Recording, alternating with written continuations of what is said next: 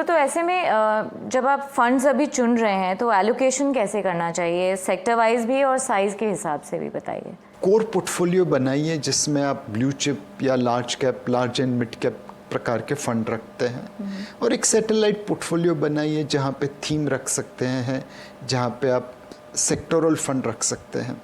For example एक theme है business cycle. जब आप एक सेक्टर से दूसरे सेक्टर में जाने की कोशिश करते हैं तो आपको टैक्स देना पड़ता है। म्यूचुअल फंड में वो नहीं देना पड़ता जब तक आप रिडीम नहीं करें। अब आप फंड मैनेजर पे दायित्व छोड़ दीजिए, उसे कौन सा सेक्टर अच्छा लगता है और वहाँ पे वो कितना निवेश करना चाहता है।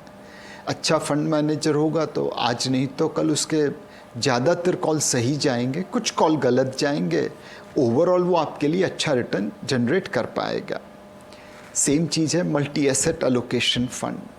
अगर आप एक रईस आदमी है तो आपको प्राइवेट बैंकर मिलेंगे जो आपको debt, equity, gold, real estate, international assets में किस तरह निवेश करना वो सिखाएंगे। बट अगर आप एक नॉर्मल इन्वेस्टर है, रिटेल निवेशक है, तो प्राइवेट बैंकर तो आपको मिलने से रहा। आप फंड मैनेजर को दायित्व दे दीजिए through multi asset allocation fund कि आप उसके पैसे को डेट, इक्विटी और गोल्ड में निवेश करें। तो मेरे हिसाब से it's important for you to have a good adviser and then take the asset allocation call.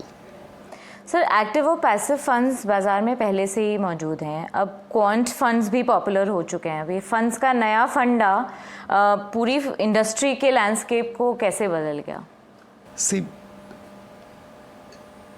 Client की जो ज़रूरत होगी उस हिसाब से हमें प्रोडक्ट बनाने पड़ेंगे।